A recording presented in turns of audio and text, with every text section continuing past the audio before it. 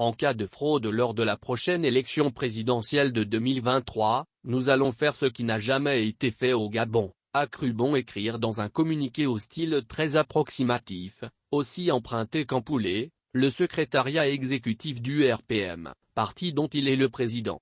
Mal leur en a pris. Depuis, ABC, comme il est surnommé, est tourné en dérision sur les réseaux sociaux.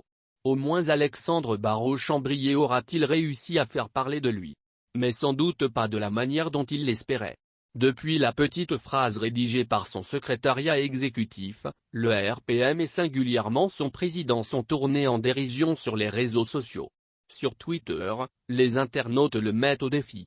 Es-tu compte sur qui pour faire ce qui n'a jamais été fait, demande Rodrigue Mitingo, manière de rappeler à Barraud-Chambrier que les rangs autour de lui sont pour le moins clairsemés.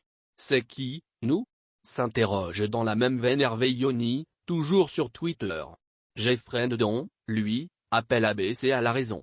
Ayez conscience que personne n'ira au front avec vous, lui fait-il observer. Sur Facebook, les commentaires sont du même acabit, parfois même plus acerbes. M. Barraud-Chambrier. Vous parlez beaucoup mais vous ne ferez rien. Comme on dit dans ma maison, gros diseur, petit faiseur, écrit Caroline qui s'affiche comme militante de l'un, un autre parti d'opposition. Pour Marc, habitant de Port-Gentil, ces déclarations en rappellent d'autres. En septembre 2016, Jean Ping avait prédit l'effondrement du pouvoir. En décembre 2018, il avait dit à ses partisans, « Je ne vous retiens pas », les appelant à marcher sur le palais présidentiel. Depuis, qu'est-il advenu ? Rien, écrit-il. Pour désobligeantes qu'elles puissent être, ces railleries sur les réseaux sociaux sont probablement à l'heure actuelle pour Alexandre Barraud-Chambrier le moindre de ses malheurs.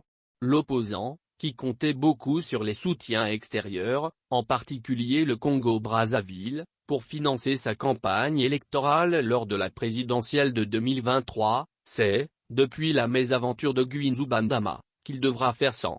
Un coup autrement plus rude pour celui qui rêve de succéder à Jean Ping comme leader de l'opposition.